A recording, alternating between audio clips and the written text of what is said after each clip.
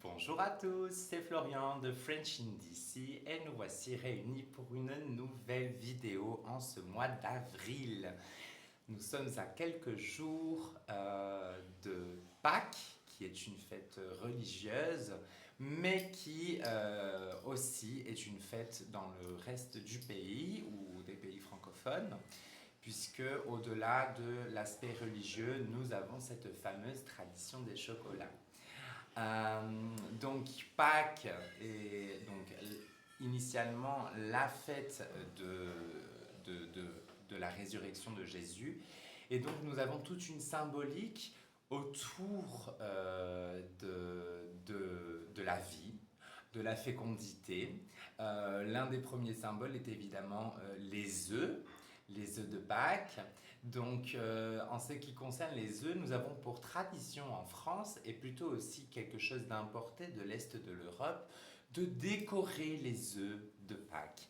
Donc, pour cela, nous prenons un œuf, nous le perforons avec un cure-dent, par exemple, vous pouvez le vider, on le nettoie, et par la suite, alors certaines personnes le remplissent de ciment ou d'une texture un peu plus dure, et d'autres le laissent vide tout simplement, et nous allons le peindre, le décorer avec de nombreuses couleurs. En général, on fait un petit panier à côté que nous mettons sur la table où nous décorons tous les œufs et nous les laissons comme symbole de vie et de renouveau. C'est aussi un parallèle au printemps qui arrive, n'est-ce pas? Puisque le mois d'avril est en général, tout le temps en Europe, le printemps. Donc le retour du beau temps, les fleurs qui naissent, qui fleurissent, qui bourgeonnent dans les arbres, les oiseaux sont de retour, les oiseaux migratoires qui reviennent d'Afrique.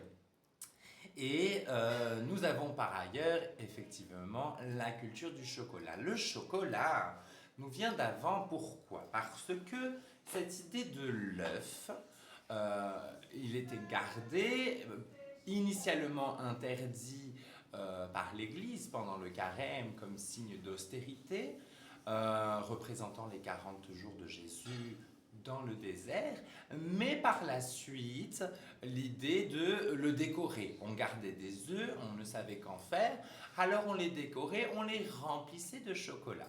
Et de là vient deux types de traditions. Nous avons deux parties en France, l'une qui est plus influencée par l'Allemagne et les pays de l'Est, je pense notamment à l'Alsace, à la Lorraine, et le reste de la France qui a une autre tradition. Quelle est-elle?